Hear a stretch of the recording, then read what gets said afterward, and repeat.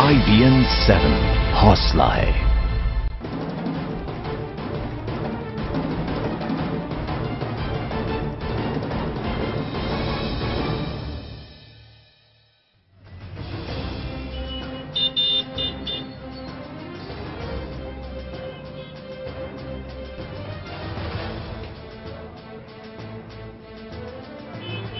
मुस्तफाबाद विधानसभा में दाखिल होते ही दिल्ली के बढ़ते सियासी पारे का एहसास हो जाता है। चुनावी मौसम में बैनर तो खूब दिख रहे हैं, लेकिन सिर्फ नारों और बैनरों से जनता का दर्द दूर नहीं होता, क्योंकि अगर ऐसा होता तो मुस्तफाबाद की सूरत ऐसी न हो। लेकिन लगता नहीं कि इन तस्वीरों से यहां के नुमाइंदों को कोई लेना देना है।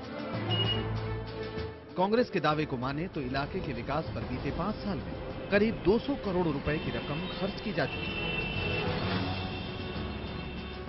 अब यह जानना भी जरूरी है कि यह पैसा कहां खर्च हुआ। न कोई सरकारी अस्पताल, न बच्चों के खेलने के लिए कोई मैदान, न पीने का साफ पानी, न ट्रैफिक की दुरुस्त व्यवस्था।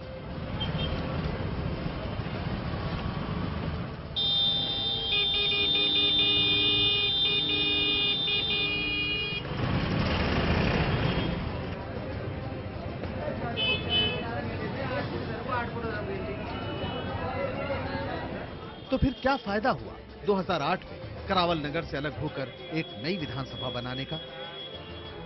तो क्या फायदा हुआ 2008 से अब तक 200 करोड़ रुपए फूंकने का?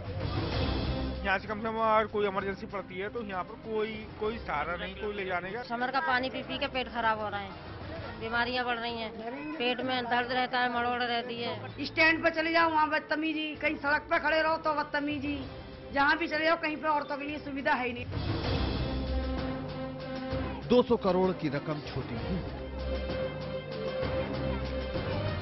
इतना पैसा तो कई विधानसभाओं में 10 सालों में भी खर्च नहीं हुआ, लेकिन उनकी शक्ल सूरत मुस्तफाबाद से कई मायने में बेहतर है। लेकिन मुस्तफाबाद ऐसे इलाके की याद दिलाता है जो अपने नुमाइंदों के नहीं बल्कि भगवान भरोसे चल रहा है, क्योंकि यहाँ के नुमाइंदों ने जनता के दर्द को दूर करने के लिए उनका हमदर्द बनना मुनासिब ही नहीं समझा।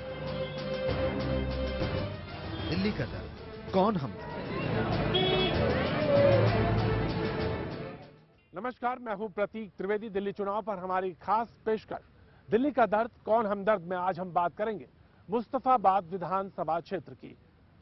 2008 तक ये विधानसभा क्षेत्र करावल नगर विधानसभा क्षेत्र का हिस्सा हुआ करता था। बेहद सकरा इलाका और कच्ची कॉलोनियों से पटा है ये पूरा विधानसभा क्षेत्र। नई विधानसभा क्षेत्र होने के बावजूद यहां मूलभूत सुविधाओं का अभाव है। टूटी फूटी सड़कें, गंदा पानी और ना कोई सरकारी अस्पताल। इस पूरे इलाके का दौरा किया हमारे संवाददाता ब्रजेश तिवारी ने और यह रिपोर्ट फाइल की।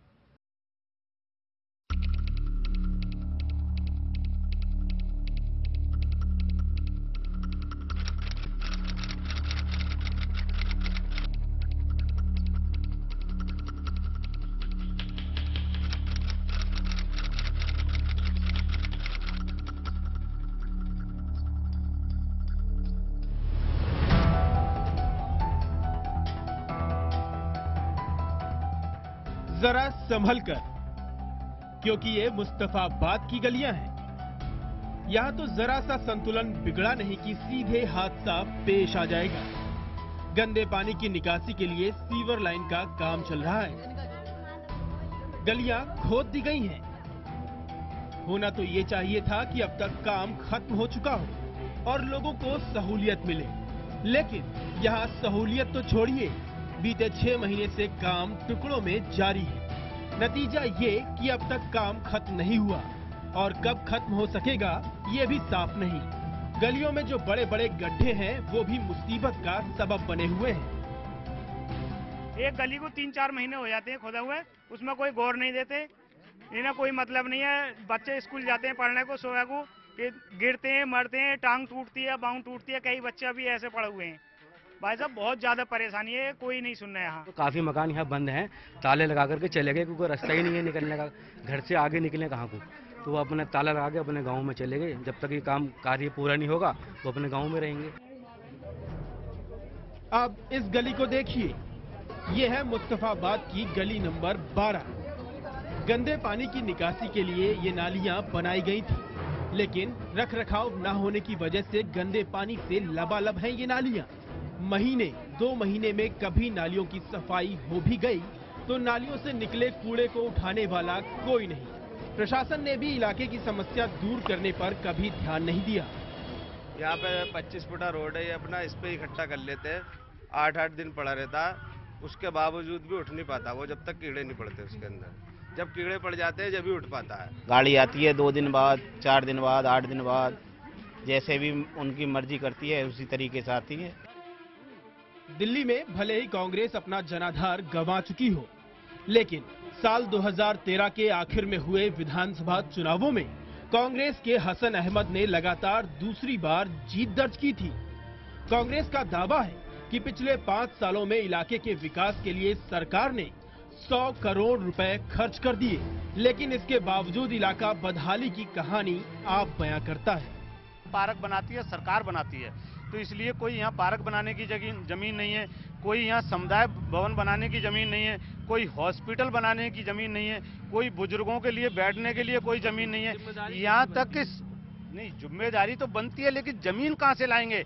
किसके घर पर हथौड़ा चलवाएंगे जो तोड़ करके हम पार्क बनाएंगे या डिस्पेंसरी बनाएंगे या समुदाय भवन बनाएंगे? जगह नहीं है यहाँ पर। एक्चुअली एरिया यही है कि सरकार की कोई जमीन नहीं है, कोई प्राइवेट लैंड नहीं है, कहाँ से बनवाएं? लेकिन बीजेपी का आरोप है कि कांग्रेस ने कभी भी इलाके की परेशानियों को दूर करने की कोशिश नहीं की। बीजेपी इलाके की बदहाली का आरोप कांग्रेस पर लगा रही है। तो आके उसको ऊंचाई पे लाए, जो पाइपलाइन नाले के अंदर होके गुजरती थी वो हमने ऊपर से लिए ताकि लोगों को गंदा पानी ना मिले पीने को। लेकिन हालात अभी भी है, कुछ खास सुधरे नहीं है। अभी भी लोग वही शिकायत ले रहे हैं, कर रहे हैं कि पानी अभी भी गंदा आता है, आता भी नहीं है। पानी एमसीडी के अंडर में नहीं है, आपकी जानकारी में दे दूं मैं, दिल्ली सरकार के अंडर में आता है। ऐसा नहीं है कि इस इलाके का बिल्कुल भी विकास नहीं हुआ। कुछ ऐसे भी इलाके हैं जो चमचमाते हैं, लेकिन लोगों का आरोप है कि विधायक हो या पार्षद, सभी उन इलाकों में ही विकास कार्य करवा रहे हैं जहां से उन्हें फायदा मिलता हो। ब्रजेश तिवारी, दिल्ली, IBN 7। मुस्तफाबाद एक, लेकिन दर्द अनेक। जी हां, 200 करोड़ रुपए बहाए जाने के बावजूद पानी की समस्या जस की तस बनी हुई है। महिलाओं के खिलाफ अपराध वैसे ही हैं। आइए देखते हैं ब्रजेश तिवारी की यह खास रिपोर्ट।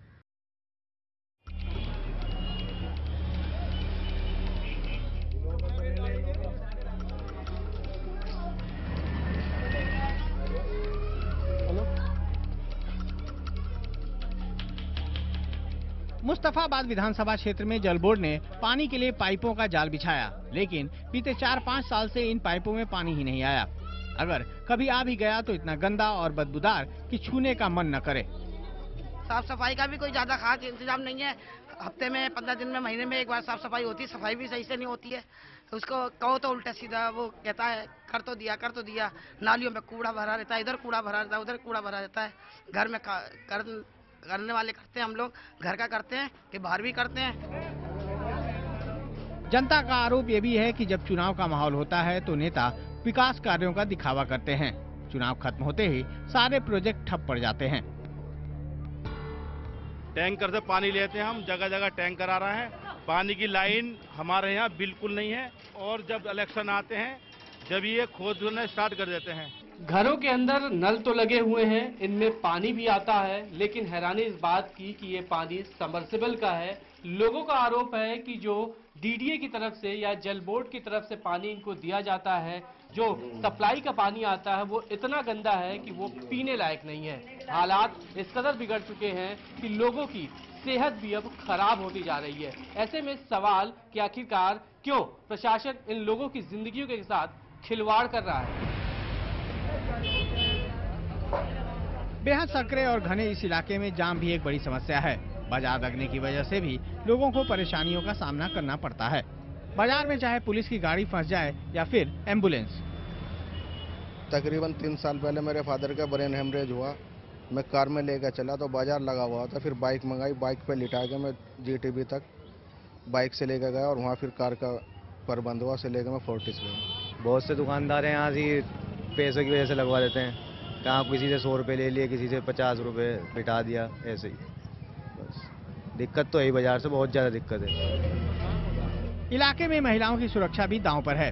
लड़कियां जब स्कूल जाती हैं तो मनचले उन्हें छेड़ते हैं। पुलिस से शिकायत भी किसी काम नहीं आती। ना तो लड़की जा सकती, कहीं नहीं आ सकती है, कहीं जाती है तो वहाँ पे लड़के छेड़ देने, वहाँ पे बड़ी स्मार्ट जा रही है, कोई कहता है कुछ, कोई कहता है 4 यहाँ खड़े 4 वहाँ खड़े। बच्चे स्कूल में जाते गड्ढे वाले में तो वहाँ पे भी कोई बात नहीं होती है, बच्चों को भगा देते हैं वहाँ से। लड़केबाजी के चक्कर में कहीं 4 लड़के उधर खड़े हैं, 3 उधर खड़े हैं, ऐसे खड़े रहते हैं लड़के। तो लड़की कैसे जाए पढ़ने? बहुत सी तो जाती भी नहीं, छोड़ने जाते, फिर लड़कों को नहीं जान देते। अब ये तो हनी के माँ जो साथ में छोड़ के आए बच्चों को, ये बताओ। 3 थानों वाले इस विधानसभा क्षेत्र में चोरी, डकैती और चेन स्नैचिंग के बाद महिला अपराधी दूसरे नंबर पर है। बीते साल में बलात्कार के कुल 48 मामले दर्ज किए गए हैं। जाहिर है जनता को इलाके का विकास ही नहीं, भय मुक्त समाज भी चाहिए। अगर अपराधियों के हौसले बुलंद रहे तो अपराध पर लगाम लगाना मुश्किल है।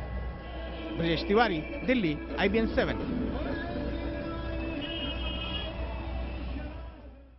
इस इलाके में 200 करोड़ रुपए खर्च करने का दावा किया जाता है।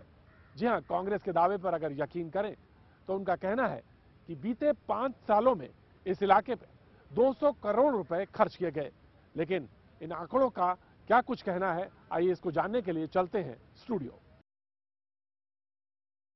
दिल्ली का दर्द कौन हमदर्द? बहुत शुक्रिया प्रतीक, हम आपको दिखा रहे हैं दिल्ली का दर्द आप बता रहे हैं, लेकिन हमदर्द कौन बनेगा उसके लिए नतीजों का इंतजार करना होगा। लेकिन कौन कौन लोग हमदर्द बने हैं अभी तक, यानी चाहे वो पार्षद हो, विधायक हो या सांसद हो, वो बताने की कोशिश करते हैं। और हमदर्द किस तरीके से, कितना पैसा उन्होंने इलाके में खर्च किया और क्या तरक्की हुई नहीं हुई, ये हम आपको बता रहे हैं। मुस्तफाबाद इलाके की बात करते हैं जहां पर हसन अहमद कांग्रेस के, जिनको हराया था जगदीश प्रधान ने, और ये अपने इलाके से जीते थे।